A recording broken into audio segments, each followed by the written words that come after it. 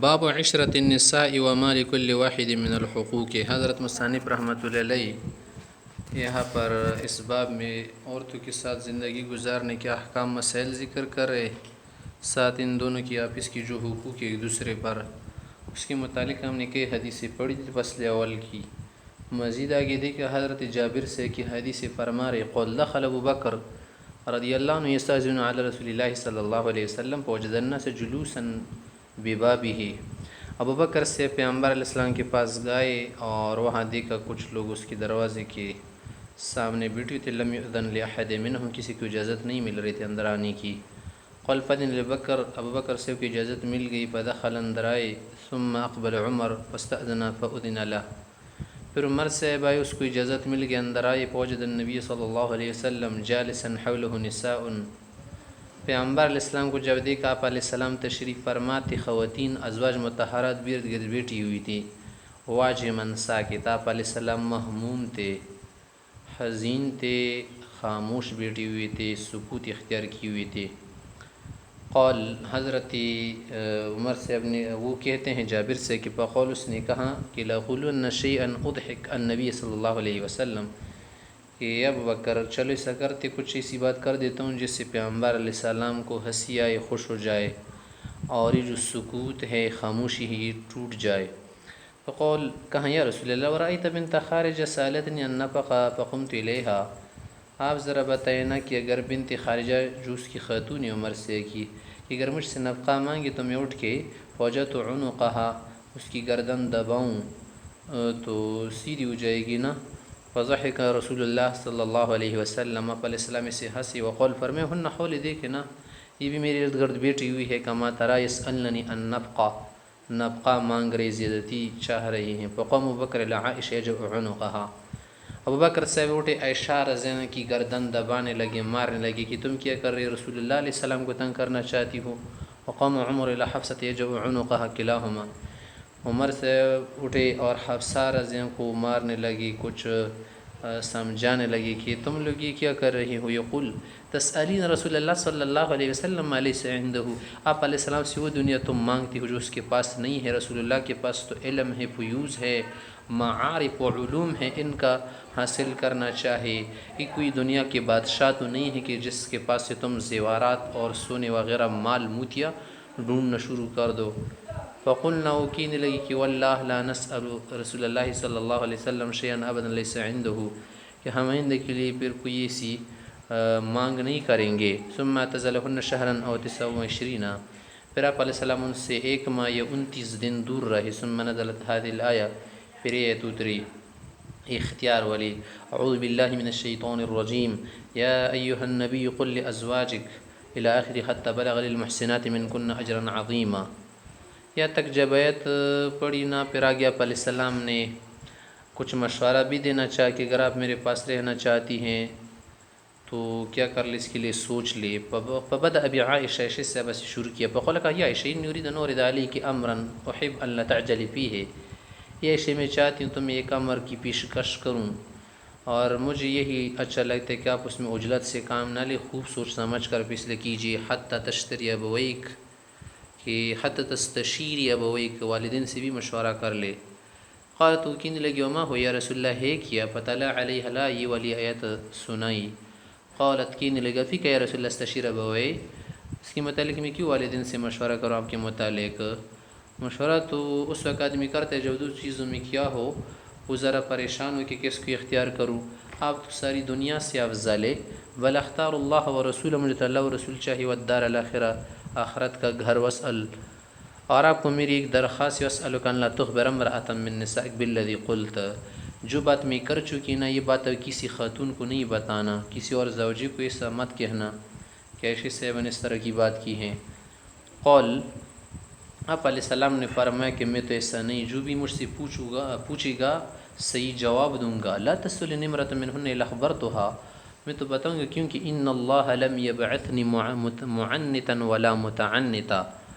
اللہ نے مجھے ایسا نہیں بھیجا اس دنیا میں کہ کسی کو مشقت میں ڈال دوں،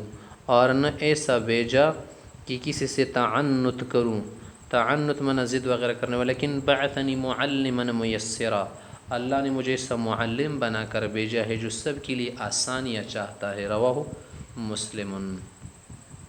وعن عائشہ رضی اللہ تعالیٰ عنہ قالت، حضرت عائشہ سے اپنے جذبات کے متعلق کی تھی کہ کنت اغار علی اللہ،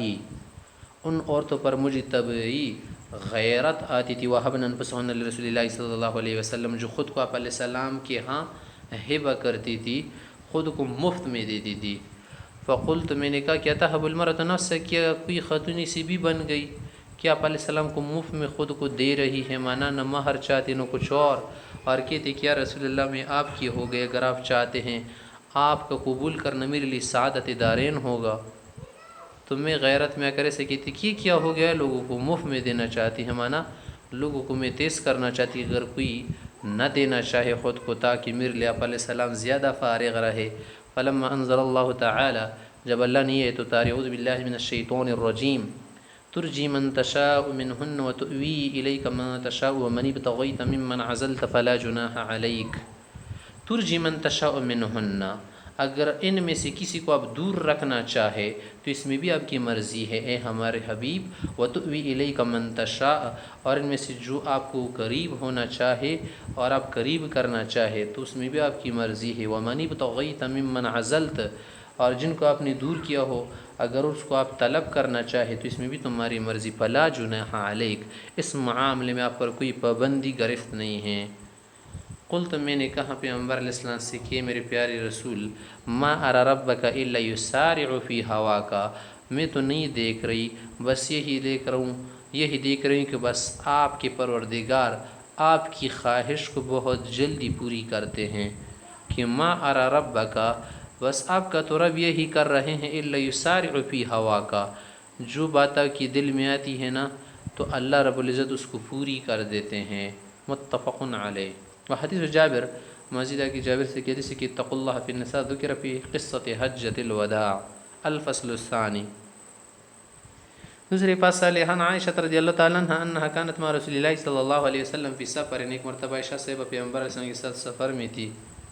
قالت، فرماتی ہے وہ ماجرا قصہ بیان کر رہی کہ فسابقتہ، آپ علیہ السلام سے میرا دوڑ کا مقابلہ ہوا کہ چلو دوڑتے ہیں کون آگے جائے گا۔ فسبقتہ علی رجلی، پیدل ہم بھاگ رہے تھے تو میں اس سے آگے ہو گئی، آگے نکل گئی۔ فلما حملت اللحم، جب میں بعد میں ذرا فربہ ہو گئی، خواتین کی عمر جب کم ہوتی نا، لڑکی ہوتی اس وقت اس کا بدن ہلکا ہوتا ہے، جب عمر رسیدہ ہو جاتی ہے کچھ اوپر کی ہو جاتی ہے 25-30 کی، تو پھر اس وقت بھاری ہو جاتی ہیں۔ جب میں بھاری ہو گئی سابقتہ، پھر میں نے مقابلہ کیا، فسبقنی، آپ علیہ السلام مجھ سے آگے نکل گئے۔ قول فرمایا ہذہ بتلک السبقہ، اسی مقابلے کے بدلے میں اس وقت آپ مجھ سے آگے نکل گئی تھی، اب میں نکل گیا۔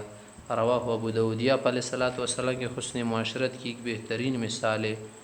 کس طرح سے زندگی رکھنا اور بیوی کے ساتھ کیا کرنا، زیادہ تکلف نہ رکھنا، یہ بھی شریعت مبارکہ کا ایک حکم ہے۔ رواہ ابو داؤد۔ وعنہ قالت، حضرت عائشہ صاحبہ روایت کرتی فرما رہی، قول رسول اللہ صلی اللہ علیہ وسلم، عقائد و جہان نے فرمایا کہ خیرکم لأہلہ، تم میں سے بہترین شخص وہ ہے جو اپنی بیوی کے لیے، گھر والوں کے لیے، اولاد کے لیے اچھا ہو، ان کے ساتھ حسن سلوک رکھ رہا ہو۔ وانا خیرکم لأہلی، میں تم سب سے زیادہ حسن معاشرت اور سلوک میں، برتاؤ میں گھر والوں کے لیے اچھا ہوں۔ وَإِذَا مَاتَ صَاحِبُكُمْ فَدَعُوهُ، اور جب تمہاری کیا ہو جائے، صاحب وفات ہو جائے، یعنی تم میں سے کوئی وفات ہو جائے نا تو کیا کرو، اس کو چھوڑ دو، اس کی برائیاں بیان مت کرو مرنے کے بعد۔ اب وہ گیا۔ رواہ الترمذی والدارمی ورواہ ابن ماجہ عن ابن عباس لقوله لأہلہ۔ وعن انس رضی اللہ تعالیٰ عنہ قول، حضرت انس صاحب فرماتے ہیں، قول رسول اللہ صلی اللہ علیہ وسلم، رسول اللہ علیہ السلام نے فرمایا، المرأة، خاتون کے لیے کہہ رہے ہیں کہ المرأة اذا صلت خمسا، جو بھی خاتون جب 5 نمازیں پڑھتی رہے پابندی کے ساتھ، وصامت شہرہا، رمضان کے مہینے کے روزے رکھے، واحصنت فرجہا، اپنی شرمگاہ کی حفاظت کرے شوہر کے، واطاعت بعلہا، اور خاوند کی اطاعت کرے، فلتدخل من ای ابواب الجنت شاءت، اب اللہ کی طرف سے اس کے لیے اعزاز ہے کہ جنت کے جس دروازے سے اندر جانا چاہتی ہے انٹری کر سکتی ہے۔ رواہ ابن نعیم فی الحلیہ۔ وعن ابی ہریرہ رضی اللہ عنہ قال قال رسول اللہ صلی اللہ علیہ وسلم، ابو ہریرہ سے روایت کرتے ہیں آپ علیہ السلام نے فرمایا کہ بالفرض والتقدیر لو كنت آمر احدا ان يسجد لاحد، اگر میں کسی کو یہ حکم دیتا کہ وہ کسی اور کے سامنے سجدہ ریز ہو جائے، کیا کرے، سجدہ عبادت یا سجدہ تعظیم کرے، لامرت المرأة ان تسجد لزوجها، تو سجدہ تعظیم کے لیے میں خاتون کو حکم دیتا کہ وہ اپنے خاوند کے لیے کیا کرے، ان کے سامنے جھک کے سجدہ تعظیم کرے، لیکن سوائے خدا کے سجدہ تعظیم ہو یا سجدہ عبادت ہو کسی کے لیے جائز نہیں ہے، صرف پروردگار کے لیے شے مخصوص ہے۔ رواہ الترمذی۔ وعن ام سلمہ رضی اللہ تعالی عنہ قالت، یہ صاحبہ روایت کرتی ہے، قول رسول اللہ صلی اللہ علیہ وسلم، پیغمبر علیہ السلام نے فرمایا، ایم امرأۃ ماتت، جو بھی خاتون ایسی حالت میں وفات ہو جائے کہ وزوجها عنها راض، کہ اس کا خاوند اس سے خوش ہو، راضی ہو، اسے ستایا نہ ہو، دخلت الجنت، ایسی خاتون جنت جائے گی۔ رواہ الترمذی۔ وعن طلق بن علی، طلق بن علی رضی اللہ عنہ روایت کرتے ہیں، فرما رہے ہیں، قول قول رسول اللہ صلی اللہ علیہ وسلم، آپ علیہ السلام نے فرمایا، اذا الرجل دعا زوجته لحاجته، جو بھی شخص جب اپنی بیوی کو حاجت جماع کے لیے دعوت دے، اس کو پکارے کہ اس کے پاس آ جائے، فلتأتہ، تو خاتون اس کی اطاعت کر کے فوراً اس کے پاس جائے، وَإِن كَانَتْ عَلَى التَّنُّورِ، اگرچہ وہ تنور پر کھانا پکانے کے لیے کھڑی ہو۔ رواہ الترمذی۔ کیا مطلب یہاں پر اس کی اہمیت بیان کرنا مقصود ہے، یہ معنی مقصود نہیں ہے کہ کیا کرے روٹی کو جلنے دے، مطلب یہ ہے کہ اگر کسی وقت خاوند کو ضرورت اور کچھ مال بھی طلب کرنا پڑے تو اسی صورت میں بھی کیا کرے، خاوند کی بات مانے، کیونکہ وہ مال بھی تو خاوند کا ہے نا، اگر ضائع ہو رہا ہے تو خاوند کہہ رہے کہ آ جاؤ، تو اس میں کیا ہے، خاتون کی کوئی ایسی غلطی نہیں بن رہی، پھر بھی ایک مال معنی کیا ہے، اہمیت بیان کرنا ہے کہ اگر ایک شغل ضروری میں بھی لگی ہوئی ہو خاوند کی طرف آئے۔ رواہ الترمذی۔ وعن معاذ رضی اللہ عنہ عن النبی صلی اللہ علیہ وسلم قول، حضرت معاذ سے فرماتے آپ علیہ السلام نے ارشاد فرمایا، لتؤذی امرأۃ زوجها فی الدنیا، جو بھی خاتون اپنے شوہر کو دنیا میں ستاتی ہو، تکلیف دیتی ہوئی ایذا دیتی، الا قالت زوجۃ من الحور العین، تو جو حور عینہ ہے وہ اس خاتون کے لیے بد دعا کرتی ہے کہ لا تؤذیہ قاتلک اللہ، اللہ تجھے برباد کرے، اس کو تکلیف مت دے، فإنما هو عندک دخیل، یہ آپ کے لیے چند دن کا مہمان ہے، ہمارے پاس ان قریب آئے گا، یوشک ان یفارقک الینا، کہ ایک دن تم یہ جدا کر کے ہمارے پاس آئیں گے، سکون پائیں گے۔ رواہ الترمذی ابن ماجہ وقال الترمذی رحمہ اللہ ھذا حدیث غریب۔ وعن حکیم بن معاویہ القشیری عن ابیہ قال، صاحب اپنے وجان سے روایت کرتا ہے کہ کہہ رہے کہ قلت یا رسول اللہ، میں نے پیغمبر صلی اللہ علیہ وسلم سے پوچھا کہ ما حق الزوجۃ احدنا علی، کہ ہم میں سے ہر شخص پر اس کی بیوی کا کیا حق بنتا ہے؟ قول آپ علیہ السلام نے فرمایا کہ بیوی کا شوہر پر یہ حق بنتے کہ ان تطعمها اذا طعمت، کھانا کھاتی ہو تو کھانا دے، مانا نفقہ دے، وتکسوها کسوا دے، کپڑا دے، اذا اکتسیت، جب آپ خود ہی پہننے وغیرہ ان کے لیے بھی لایا کرے، ولا تضرب الوجہ، اگر تادیب کے لیے کچھ مارنا پڑے تو چہرے پر مت مارے، ولا تقبح، اور مارنے کے بعد یا مارتے ہوئے اس کی تذلیل و تقبیح اور بری بری باتیں نہ سنائے، اس کی ضرورت نہیں ہے، ولا تہجر الا فی البیت، اگر ان باتوں سے مارنے سے اور سمجھانے سے بھی سمجھ نہ آئے اسے تو پھر اس سے ہجران گھر میں کرے، صرف گھر میں اسے الگ تلگ رہے تاکہ اسے کیا ہو جائے، احساس ہو جائے، گھر سے نکل کے ہجران نہ کرے۔ رواہ احمد ابو داؤد ابن ماجہ۔ وعن لقیط ابن صبر رضی اللہ تعالی عنہ قول، صاحب کہتے قلت یا رسول اللہ، میں نے پیغمبر علیہ السلام سے پوچھا کہ ان لامرأۃ، یا رسول اللہ میری ایک بیوی ہے، فی لسانها شیء، اس کی زبان کیا ہے، دراز ہے، معنی کیا کرتی، ضرورت سے زیادہ بولتی ہے، جب بولنے لگ جائے تو رکتی نہیں ہے، اسی طرح سے کچھ اور باتیں کرتی ہے، یا معنی لکنت بھی ہو سکتی ہے، مطلب بس یہ ہے یعنی البذاء، آپ خوشگوئی کرتی ہیں۔ قول آپ علیہ السلام نے سے فرمایا کہ اگر کسی خاتون کے ساتھ زندگی گزارنا شوہر کے لیے کیا بن جائے، ستم بن جائے، مشکل بن جائے، تو بہتر بات یہی ہے نا کہ طلقہا، بہتر طریقے سے طلاق دے، کیونکہ ہر ایک کے لیے اللہ رب العزت بندوبست فرمائے گا۔ قلت، میں نے کہا یا رسول اللہ ایسا تو کر نہیں سکتے کیونکہ اس سے میری اولاد ان لمنہا ولدن یا ولدن ولہا صحبتن، اور وہ میرے پاس کیا ہے بہت ٹائم سے رہی ہے، اس کی معاشرت قدیم ہے میرے ساتھ،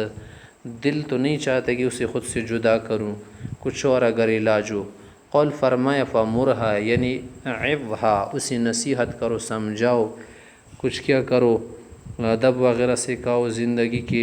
مسائل سے واقف کر دو۔ فیکن فیہا خیر، اگر اس میں کوئی خیر ہوگی نا انشاءاللہ پس تقبل،